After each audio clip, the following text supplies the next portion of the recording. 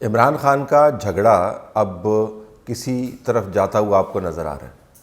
یہ اس کو انقلاب کہتے ہیں، لیکن اصل میں جھگڑا ہے، اور جھگڑا ہے طاقت کا۔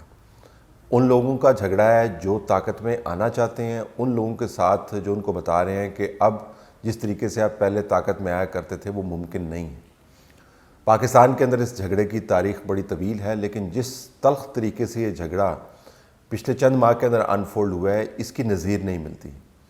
اس وقت آپ پاکستان کی صورتحال دیکھیں تو آپ کو پتہ چلے گا کہ جو بڑے شہر ہیں وہ وقتاً فوقتاً اپنی بڑی سڑکوں کی وجہ سے مفلوج ہو جاتے ہیں، اور یہ وقتی طور پر دھچکے ہوتے ہیں۔ ایسا نہیں ہے کہ بہت بڑا کوئی عوام کا سیلاب امڑ آیا ہے جس کی وجہ سے ملک کے اندر ایک سیاسی فالج کی حالت کریٹ کر دی جاتی ہے، لیکن سڑکوں کو بند کرنا آسان ترین کام ہے۔ آپ 50 لوگ اکٹھے کریں، سڑکیں بند ہو جاتی ہیں، اور اس کے بعد 2 گھنٹے میں پولیس ان کو کلیئر کرتی ہے۔ لیکن 2 گھنٹے کے اندر جو پاکستان کے بارے میں خبر پھیلتی ہے گرد و نواح میں، وہ یہی ہوتی ہے کہ ہنگامے پھوٹ پڑیں، لوگ باہر نہیں نکلتے ہیں، سناٹا چھا جاتا ہے۔ اسلام آباد کے ارد گرد کی سڑکوں کو کل وقتی طور پر بند کیا گیا۔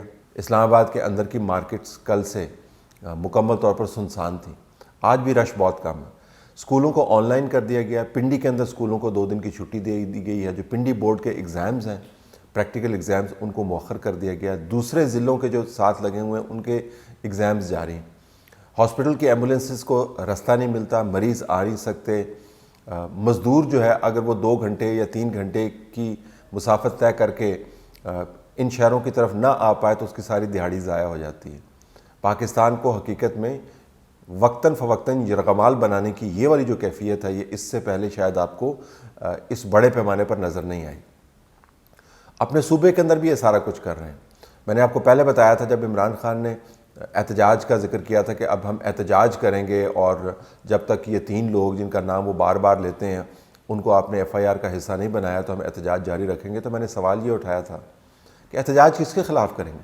پنجاب میں تو آپ کی حکومت ہے، وہ حکومت جو آپ کے مقدمے کی، آپ کی مرضی کی ایف آئی آر درج نہیں کروانا چاہتی، اور آپ کو بتا رہی ہے کہ اس ایف آئی آر کی بنیاد کے اوپر آپ تحقیقات آگے نہیں لے جا سکتے۔ وہ حکومت جس نے آپ کو تمام سہولت یہ فراہم کی کہ جس جگہ پر وقوع ہوا وہاں سے آپ کو نکال کر اس ہسپتال میں جانے کی اجازت دی، یا خیر اجازت تو طلب ہی نہیں کی ہوگی، فیسیلیٹیٹ کیا آپ کو، جس ہسپتال کے اندر آپ کے ذاتی معالج موجود ہیں، جو میڈیکل لیگل رپورٹ کو بنوانے کے لیے اپنی پسند کا سٹاف لے کے آتے ہیں۔ وہ حکومت جس نے تمام تر انتظامات کیے، وہ حکومت آپ کو بتا رہی ہے پنجاب کی کہ جی اس طریقے کی ایف آئی آر درج نہیں ہو سکتی۔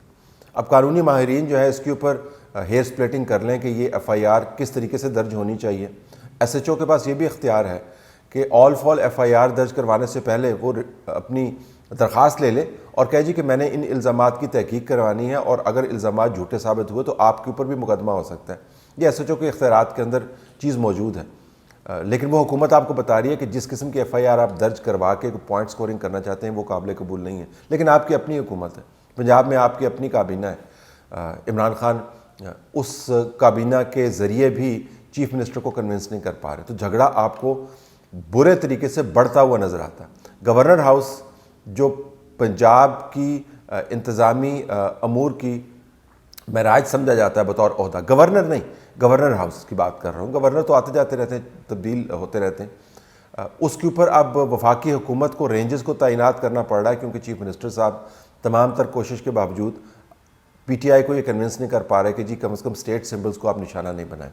مگر گورنر ہاؤس تو ایک اسٹیٹ سمبل ہے، یہاں پہ تو ہر اسٹیٹ سمبل کو الٹا لٹکایا جا رہا ہے، اور اس کے اوپر ایسے کیچڑ اچھالا جا رہا ہے کہ تاریخ بھی اس کی گواہی دینے سے قاصر ہے، کیونکہ تاریخ میں ایسا ہوا نہیں۔ یہ اس کو انقلاب کہتے ہیں، ان کے نقاض اس کو فساد کہتے ہیں، ہم اس کو تنازع اور جھگڑا کہتے ہیں۔ لیکن عمران خان کا یہ تنازع اب کسی طرف چلا ضرور جائے گا، کیونکہ جس لیول کے اوپر عمران خان اس کو لے آئے ہیں اس کے بعد واپسی ناممکن ہے۔ تو جن لوگوں کا خیال تھا کہ اس کے بعد بات چیت کی گنجائش موجود ہے، بیک ڈور کے ذریعے ہم اسٹیبلشمنٹ کے ساتھ انگیجڈ ہیں، اسٹیبلشمنٹ ہماری بات مان رہی ہے، کچھ ہم اس کے ساتھ بات کر رہے ہیں، اور یہ معاملات طے ہو جائیں گے، سڑک کو ہم گرم رکھیں گے، مجھے لگتا ہے یہ کہ کل اور پرسوں کے جو واقعات ہوئے اس کے بعد یہ تمام دروازے، کھڑکیاں، تہہ خانے، سرنگیں، یہ تمام کی تمام بند ہو گئیں، اور اس کے اوپر جو آخری تنکا ہے جس نے اونٹ کی کمر توڑ دی ہے، محاورے کو اگر آپ اردو میں ٹرانسلیٹ کریں، وہ عمران خان کا صدر مملکت کو خط ہے. اس خط کے اندر صدر مملکت کو وہ کال آن کر رہے ہیں، یعنی اگر آپ اس کا عام ترجمہ کریں تو یا ان کو ہدایت کر رہے ہیں یا ان کو حکم صادر کر رہے ہیں یا ان سے مطالبہ کر رہے ہیں. اگرچہ صدر سے آپ نہ ان کو تنبیہ کر سکتے ہیں ان کے عہدے کو، نہ آپ ان سے مطالبہ کر سکتے ہیں ایک حکم کے انداز میں، آپ ان سے درخواست کر سکتے ہیں، لیکن صدر کو کال آن کر رہے ہیں کہ جو آرمی ہے اس کو آپ اس کا دائرہ کار وضع کریں، یہ جو ISPR ہے اس کا دائرہ کار وضع کریں، اور یہ کام آپ کے کرنے کا ہے. آپ نے فوج کو بتانا ہے کہ آئینی معاملات کیا ہیں. کمال بات نہیں ہے، جب ٹویٹ ریجیکٹڈ والا ٹویٹ آتا ہوتا تھا تو یہ لوگ چھلانگیں لگاتے ہوتے تھے، یہ خوشیاں مناتے ہوتے تھے. جب یہ کہا جاتا تھا کہ اس حکومت کو نکال باہر کرنا ہے کیونکہ فیض آباد کے اوپر تحریک لبیک کا پروٹیسٹ آیا ہوا، تو یہ اس تحریک لبیک کے پروٹیسٹ کو سپورٹ کرتے ہوتے تھے، اور جب پنڈی کی طرف سے سپورٹ آتی تھی تو ساتھ سلام کیا کرتے تھے. سینٹ میں بل پاس کروانے ہو، اپنی پارٹی کو اکٹھا رکھنا ہو، سعودی عرب سے قرضہ مانگنا ہو، UAE سے جا کے بات چیت کرنی ہو، امریکہ کے ساتھ معاملات طے کرنے ہوں، کوئی ایسا معاملہ نہیں تھا جہاں پر ان کو فوج کے آئینی کردار کا یا فوج کے سربراہ کے آئینی کردار کا خیال نہیں آیا. لیکن اب ان کو تمام آئین یاد آ گیا اور تمام کردار یاد آ گیا، اور ایک صدر جس کی ایک سیریمونیل حیثیت ہے اس کو خط کے ذریعے شے دے رہے ہیں کہ آپ یہ کام کریں.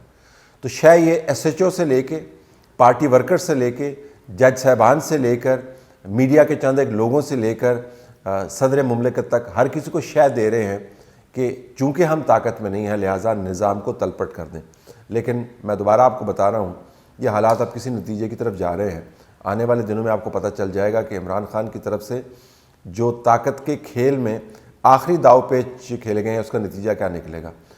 انقلاب جس کا ذکر کرتے ہیں وہ آنے کا ہے نہیں، کیونکہ یہ انقلابی کیفیت ہے ہی نہیں، یہ بنیادی طور پر جھگڑے کی کیفیت ہے. ایک ایسا جھگڑا جو اندرونی طور پر شروع ہوا، آپس میں تو میں ہوئی، اس کے بعد لڑائی بڑھ گئی، پھر دونوں علیحدہ علیحدہ ہو گئے، ایک پیج کا ستیہ ناس ہو گیا، اور اب ایک دوسرے کے خلاف مورچے تانے ہوئے ہیں. لیکن یہ مورچے تاننے کے بعد ریاست کے سمبلز کے اوپر جس قسم کی ضربہ کاری لگائی گئی ہے اس کا جواب یقیناً آئے گا.